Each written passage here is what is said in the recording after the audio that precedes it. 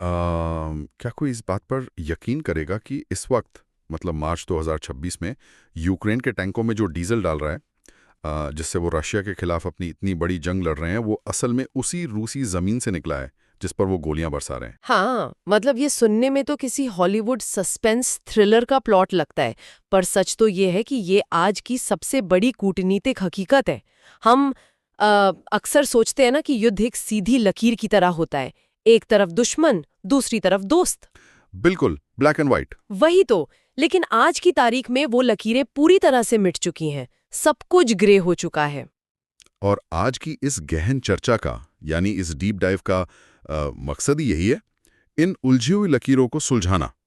क्योंकि जो लोग हमें सुन रहे हैं उन्हें पता होना चाहिए कि हम किन सोर्सेस पर बात कर रहे हैं। सही बात है, सोर्सेज बहुत जरूरी हैं। हाँ, तो हमारे पास आज institute for the study of war यानी ISW की मिलिट्री रिपोर्ट्स हैं, द कीव इंडिपेंडेंट और एरोस्पेस ग्लोबल न्यूज़ के टेक्निकल आर्टिकल्स हैं, साथ ही यूके पार्लियामेंट के डिप्लोमेटिक डॉक्यूमेंट्स और IJARCT की फाइनेंशियल रिसर्च भी है। देखिए, इन सभी डॉक्यूमेंट्स को अगर हम एक साथ पढ़ें तो एक बहुत ही दिलचस्प ब्लूप्रिंट निकल कर आता है सामने। वही ना, हम यही समझाने वाले हैं कि कैसे भारत की डिप्लोमेसी और आसमान में उड़ने वाली एक नई AI ड्रोन वॉल और उसके साथ ही 2026 की पीस टॉक्स, ये सब आपस में कैसे जुड़े हुए हैं। और इस पूरी चर्चा में एक बात जो बार बार उभर कर आएगी वो ये कि पुराने नियम अब टूट चुके हैं। एग्जैक्टली तो चलिए सबसे पहले ग्लोबल इकोनॉमी की बिसात से शुरू करते हैं, जहां एक बहुत बड़ा एक तरह का हैक चल रहा है सिस्टम के अंदर। इस हैक के सेंटर में अगर देखा जाए तो भारत के स्ट्रेटेजिक ऑटोनॉमी है, यानी अपने हित में स्वतंत्र फैसले लेने की नीति। जब ये युद्ध शुरू हुआ था तो वेस्टर्न कंट्रीज ने रशिया पर सख्त इकोनॉमिक सैंक्शंस लगा दिए थे। हाँ, उनका प्लान तो यही था कि रशिया का तेल कोई नहीं खरीदेगा तो उनकी इकोनॉमी बैठ जाएगी, राइट? बिल्कुल, लेकिन यहीं पर इंटरनेशनल लॉ का एक बहुत बड़ा लूप होल सामने आता है। भारत ने शुरू से ही एक न्यूट्रल स्टैंस रखा, किसी का पक्ष नहीं लिया, और इसी का फायदा उठाते हुए भारत ने रशिया से भारी डिस्काउंट पर क्रूड ऑयल खरीदना शुरू कर दिया। और असली खेल तो इस क्रूड ऑयल को खरीदने के बाद शुरू होता है। मैंने US ट्रेजरी सेक्रेटरी की एक रिपोर्ट पढ़ी थी इसमें। उसके अनुसार भारत ने इस प्रोसेस से करीब $16 बिलियन का आर्बिट्राज प्रॉफिट कमाया है। 16 बिलियन। हाँ, ये फिगर छोटी नहीं है, और ये आर्बिट्राज प्रॉफिट काम कैसे करता है ये समझना बहुत जरूरी है। इसको थोड़ा आसान भाषा में डिकोड करें, जैसे मान लीजिए कबाड़ी बाजार से बहुत सस्ते दाम पर लोहा खरीदा गया। हाँ, फिर उस लोहे को पिघलाकर एक शानदार साइकिल बनाई गई और उस साइकिल को मार्केट में प्रीमियम दाम पर बेच दिया गया। सही एग्जाम्पल है। देखिए, इंटरनेशनल एनर्जी कानून के तहत होता ये है कि जब कोई देश किसी दूसरे देश से क्रूड ऑयल खरीदकर अपनी रिफाइनरी में उसे डीजल या पेट्रोल में बदल देता है तो वो टेक्निकली पुराने देश का नहीं रहता। एग्जैक्टली, कागजों पर वो तेल अब रशिया का नहीं रहा, वो लीगली उस देश का प्रोडक्ट बन जाता है जिसने उसे रिफाइन किया है, यानी भारत का प्रोडक्ट। वाओ।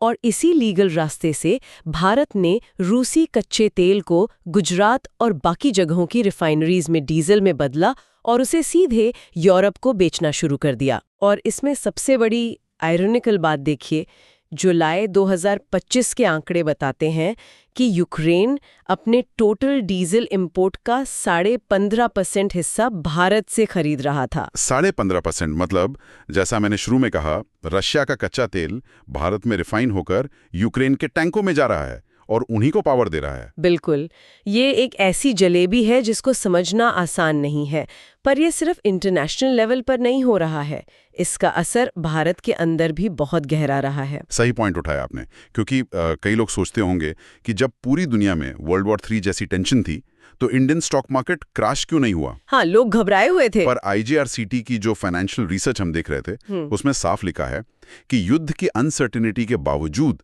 BSE के जो सेक्टोरियल इंडेक्स हैं, जैसे ऑटो, एनर्जी, मैन्युफैक्चरिंग, इन सब में एक बुलिश ट्रेंड देखा गया। मार्केट लगातार ऊपर गया। और उसका सीधा कनेक्शन इस सस्ते तेल से है।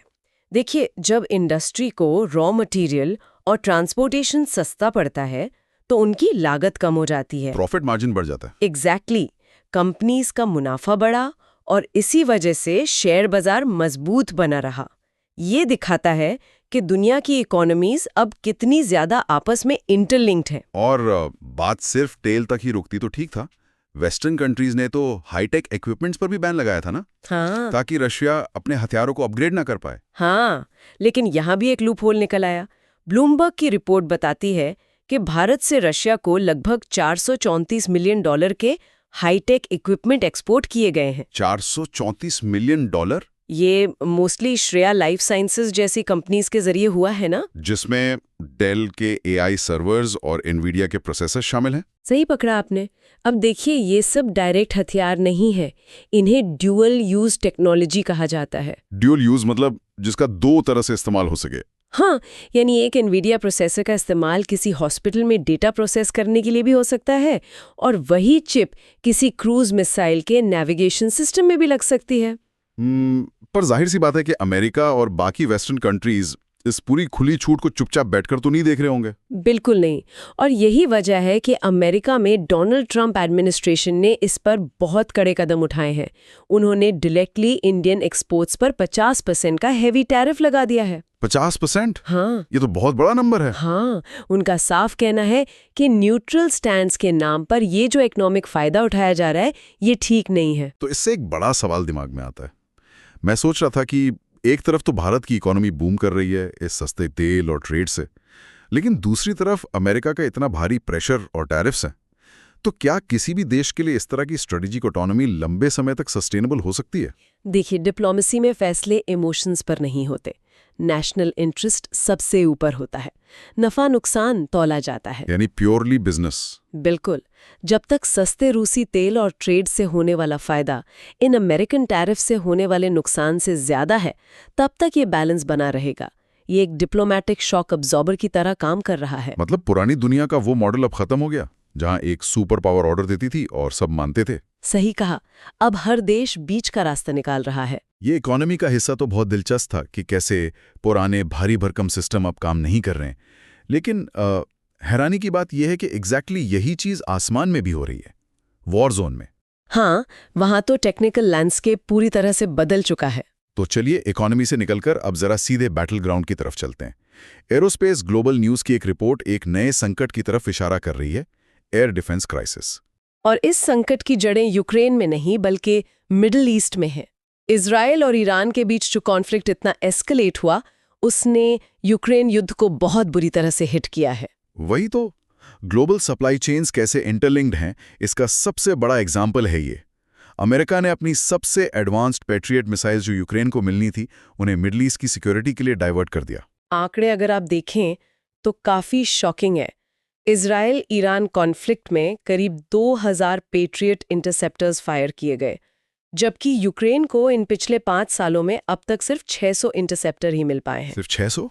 पर मुझे जो चीज यहाँ सबसे ज्यादा चौंकाती है, वो हथियारों की कमी नहीं है, वो इन हथियारों का अर्थशास्त्र है, यानी इनका इकोनॉमिक्स। इकोनॉमिक्स ही तो इस नए युद्ध की असली धुरी है। हाँ, आप हिसाब लगाइए, एक अकेली पेट्रियट मिसाइल की कीमत लगभग $3 मिलियन होती है। $3 मिलियन? हाँ, और ये किस लिए डिजाइन की गई थी?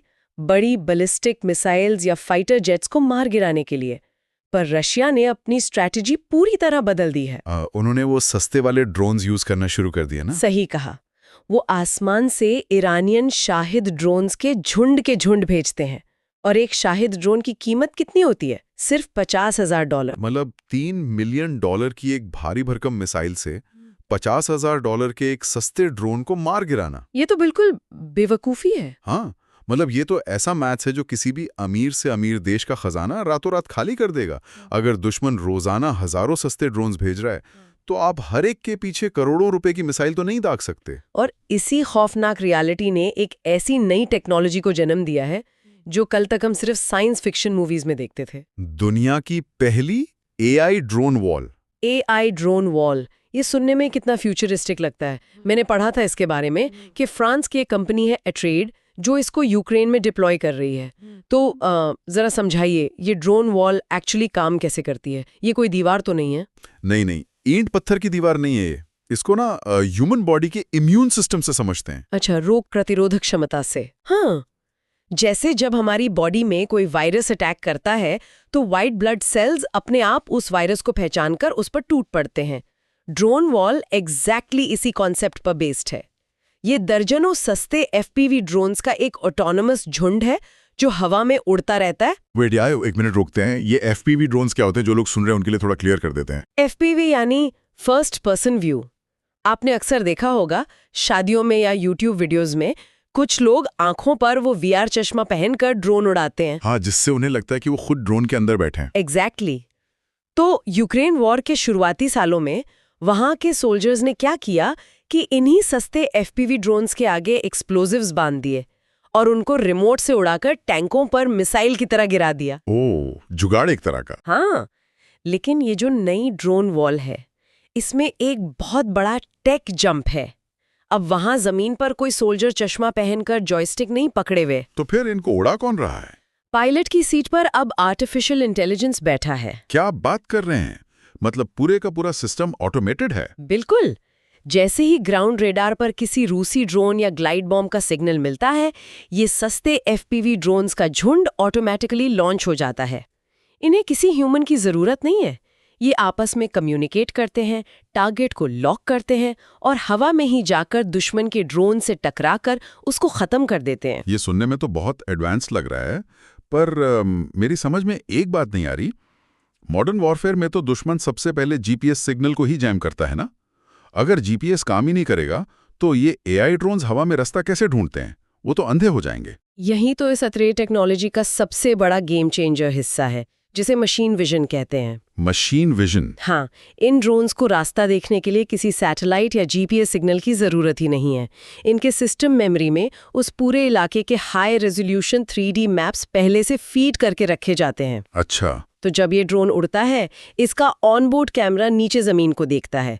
वो नदियों के कर्व्स, पहाड़ों का आकार या किसी बिल्डिंग की शेप को पहचानता है और अपने अंदर सेव किए गए 3D मैप से उसको मैच करता है। वाह, यानी लाइव मैप मैचिंग। एग्जैक्टली। इससे वो एग्जैक्ट नेविगेशन कर लेता है। दुश्मन चाहे जितना मर्जी GPS जैम कर ले, इस ड्रोन पर कोई फर्क नहीं पड़ता। ये सच में एक फ्लाइंग माइनफील्ड है। और इस टेक्नोलॉजी का वहां होना कितना जरूरी हो गया है, ये द कीव इंडिपेंडेंट की रिपोर्ट से साफ पता चलता है। उस रिपोर्ट में काफी डिटेल में बताया गया है कि यूक्रेनियन आर्मी का जो पुराना कॉर्प सिस्टम है, वो इस वक्त बुरी तरह स्ट्रगल कर रहा है। हाँ, वो पुराना ट्रेडिशनल सिस्टम अब स्लो पड़ गया है। वही ना। कॉर्प सिस्टम का बेसिक मतलब यही है कि जमीन पर एक जवान को कुछ मूवमेंट दिखी, वो अपने कमांडर को रेडियो पर बताएगा। कमांडर फिर आगे हेडक्वार्टर्स से आर्टिलरी फायर करने की परमिशन मांगेगा। और इस बुरे चेन ऑफ कमांड में कई मिनट निकल जाते हैं। सही कहा। लेकिन इस नए AI ड्रोन्स के दौर में, जहां सेकंड के 100वें हिस्से यानी मिली सेकेंड्स में कैलकुलेशंस और फैसले हो रहे हैं, वहां पुराने तरीके फेल हो चुके हैं। और इसी स्लो स्पीड का फायदा उठाने की कोशिश चल रही है। ISW का जो असेसमेंट है, वो साफ कहता है कि रशिया 2026 के आखिर तक पूरे डोनेट्स्क और लुहांस्क पर कब्जा करना चाहता है। यानी टारगेट बहुत बड़ा है उनका। ऐसे में ये जो AI ड्रोन वॉल है, ये यूक्रेन के लिए बस एक हथियार नहीं, बल्कि उनकी आखिरी उम्मीद बन गई है। बिल्कुल। और इस पॉइंट पर आकर एक बात पूरी तरह क्लियर हो जाती है। फ्यूचर वॉरफेयर अब उन हेवी, एक्सपेंसिव प्लेटफॉर्म्स के हाथ में नहीं है। अब वॉर वो जीतेगा जिसके पास छोटे, सस्ते और फुली ऑटोनॉमस सिस्टम्स होंगे, जिनको इजीली रिप्लेस किया जा सके। हाँ, इसको मिलिट्री टर्म में वॉर ऑफ अट्रिशन कहते हैं, यानी थका देने वाला युद्ध। इसमें जीत उसकी नहीं होती जिसका हथियार ज्यादा डिस्ट्रक्टिव है। जीत उसकी होती है जिसका इकोनॉमिक सिस्टम उस प्रोडक्शन रेट को लंबे समय तक सस्टेन कर सके। और इसी थकावट और वॉर फटीग ने हमारी आज के इस चर्चा के तीसरे और शायद सबसे नाजुक हिस्से की नींव रखी है। एक तरफ इकोनॉमी के पुराने नियम हैक हो चुके हैं, दूसरी तरफ आसमान में करोड़ों रुपए के सिस्टम सस्ते ड्रोन से पिट रहे हैं। और इस कांस्टेंट प्रेशर ने आखिरकार दोनों साइड को एक ऐसी जगह लाकर खड़ा कर दिया है जहां 2026 में शांति वार्ता यानी पीस टॉक्स की सुगबुगाहट काफी तेज हो चुकी है। सही बात है।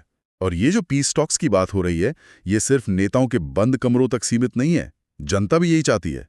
मैं VTIIOM, जो कि रशिया का एक मेजर स्टेट पोलस्टर है, उनका एक रीसेंट सर्वे देख रहा था। हाँ, वो सर्वे काफी सुर्खियों में रहा है। हाँ, उसमें बताया गया है कि 55% रूसी नागरिक अब ये उम्मीद कर रहे हैं कि युद्ध 2026 में खत्म हो जाएगा। 55%। युद्ध के शुरुआती सालों में तो ऐसी सोच भी नहीं थी वहां। ये एक मैसिव आइडियोलॉजिकल शिफ्ट है। पब्लिक अब थक चुकी है। वो इस लगातार बनी हुई इंस्टेबिलिटी और इकोनॉमिक प्रेशर से बाहर आना चाहते हैं। और लगता है इसी पब्लिक और इकोनॉमिक प्रेशर का नतीजा है कि अब टेबल पर एक्चुअली एक 28 सूत्रीय यानी 28 पॉइंट पीस प्लान रखा गया है। हाँ, और यूके पार्लियामेंट के जो डिप्लोमेटिक डॉक्यूमेंट्स लीक हुए हैं उनसे काफी चीजें क्लियर होती हैं इस बारे में। उन डॉक्यूमेंट्स के मुताबिक अमेरिका, स्पेशली जो ट्रंप एडमिनिस्ट्रेशन के स्पेशल एनवॉय हैं स्टीव विटकॉफ, और रशिया के बीच इस प्लान पर काफी डीप डिस्कशंस हुए हैं और इसके टर्म्स बहुत ही स्ट्रिक्ट हैं। अगर हम उन कंडीशंस को ब्रेक डाउन करें तो इसमें 3 मेन पॉइंट्स हाईलाइट होते हैं। पहला ये कि यूक्रेन की मिलिट्री का जो साइज है उसे फ्यूचर के लिए स्ट्रिक्टली लिमिट किया जाएगा, यानी वो अपनी सेना बढ़ा नहीं सकते लिमिट के बाद। सही कहा। दूसरा बड़ा पॉइंट है नेटो को लेकर। यूक्रेन कभी नेटो का हिस्सा नहीं बनेगा, जो कि इस पूरी लड़ाई की रूट कॉज थी शुरू में। एग्जैक्टली। और तीसरा और सबसे कंट्रोवर्शियल पॉइंट, जो इलाके रशिया ने ऑक्यूपाई कर लिए हैं जैसे क्राइमिया और डॉनबास का बड़ा हिस्सा, उन पर ऑफिशियली रशिया की सॉवरेनिटी को मानना पड़ेगा। और इसके बदले में रशिया को क्या मिलेगा? उन पर लगे हुए इंटरनेशनल सैंक्शंस हटा दिए जाएंगे और उन्हें वापस ग्लोबल इकोनॉमी का नॉर्मल हिस्सा बनने दिया जाएगा। पर क्या यूक्रेन इन सब के लिए राजी है? क्योंकि प्रेसिडेंट ज़ेलेंस्की के जो रीसेंट स्टेटमेंट्स आए हैं वो काफी इंटरेस्टिंग है। वो कह रहे हैं कि लगभग 90% पॉइंट्स पर एग्रीमेंट हो चुका है। 90%? पर वो जो बचा हुआ 10% है वही तो सबसे बड़ी दीवार है, और वो दीवार है जमीन। बिल्कुल। यूक्रेन की जनता और वहां की सेना ने इस जमीन को बचाने के लिए अपने लाखों लोगों की जान गंवाई है। हाँ, उनके लिए उस जमीन को ऑफिशियली पेपर्स पर साइन करके रशिया को सौंप देना, ये एक पीस एग्रीमेंट कम और एक सरेंडर ज्यादा लगेगा उन्हें। ये इमोशनल और पॉलिटिकल दोनों तरह से एक बहुत बड़ा सेटबैक होगा उनके लिए। लेकिन यहाँ पर मैं एक थोड़ा अलग पॉइंट लाना चाहता हूँ, क्योंकि एक तरफ हम थकावट और शांति की बात कर रहे हैं, पर द गार्डियन की एक नई रिपोर्ट ने मेरा दिमाग उलझा दिया है। उसमें एक बहुत ही अजीब सा कॉन्ट्रडिक्शन है। कैसा कॉन्ट्रडिक्शन? रिपोर्ट बताती है कि जब ईरान और इजराइल के बीच कॉन्फ्लिक्ट बढ़ा था हाल ही में, तो ग्लोबल मार्केट में ऑयल प्राइसेस शूट अप कर गए थे अचानक से। हाँ, वो तो होता ही है जब मिडल ईस्ट अनस्टेबल होता है। पर इसका फायदा किसको हुआ? रशिया को। इस प्राइस हाइक की वजह से रशिया ने अपने ऑयल एक्सपोर्ट से सिर्फ कुछ ही हफ्तों में 6 बिलियन यूरो का एक्स्ट्रा प्रॉफिट कमा लिया। 6 बिलियन यूरो। Oh wow! कितना चाहेंगे? आपका डाउट बिल्कुल वैलिड है। क्या ये सिर्फ एक डिप्लोमेटिक चाल नहीं है, ताकि वो टेबल पर बैठकर थोड़ा टाइम पास करें हैं, अपनी सेना को फिर से नई एनर्जी और नए हथियार दें, यानी बाइंग टाइम? देखिए, सुपरफिशियली देखने में ये बाइंग टाइम लगता है। पैसा तो उनके पास आ गया, लेकिन हमें समझना पड़ेगा कि युद्ध सिर्फ फाइनेंशियल कैपिटल यानी पैसे और बैंक अकाउंट से नहीं लड़े जाते हैं। तो और क्या चाहिए? युद्ध लड़े जाते हैं ह्यूमन कैपिटल से। जमीन पर लोग चाहिए। रशिया ऑयल बेचकर पैसा जरूर बना सकता है, पर फ्रंट लाइंस पर जो उनके हजारों नौजवान सैनिक मारे जा रहे हैं, उस ह्यूमन कॉस्ट को वो ऑयल प्रॉफिट से रिप्लेस नहीं कर सकते। यानी पैसे से लोग जिंदा नहीं हो सकते। एग्जैक्टली। उसके अलावा उनकी डोमेस्टिक फैक्ट्रीज पर वेपन्स प्रोडक्शन का जो इनसेन प्रेशर है और अंदर ही अंदर सोसाइटी में जो डिस्कंटेंट बढ़ रहा है, इन सब की भरपाई सिर्फ 6 बिलियन यूरो से नहीं हो सकती। अच्छा। यानी अंदर की खोखली हालत बाहर से नहीं दिखती। हाँ। इस युद्ध को और लंबा खींचना अब प्रैक्टिकली दोनों साइड्स के लिए सेल्फ डिस्ट्रक्टिव हो गया है। रशिया भी अब एक ग्रेसफुल एग्जिट ढूंढ रहा है।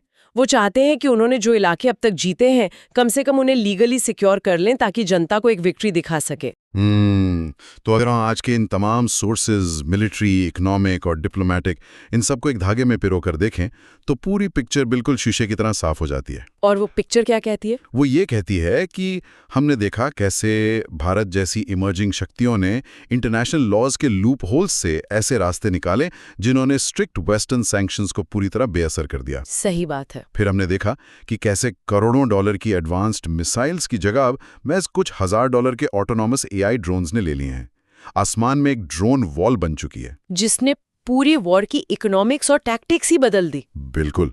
और एंड में हमने देखा कि किसी देश के पास चाहे कितना भी तेल का पैसा हो, कितनी भी मिलिट्री पावर हो, एक सर्टेन पॉइंट पर आकर वो ह्यूमन फटीग, वो थकावट उन्हें टेबल पर आने और डिप्लोमेसी का रास्ता चुनने पर मजबूर कर ही देती है। हाँ, और इन सभी छोटी बड़ी घटनाओं में आप एक कॉमन पैटर्न नोटिस कर सकते हैं। वो क्या?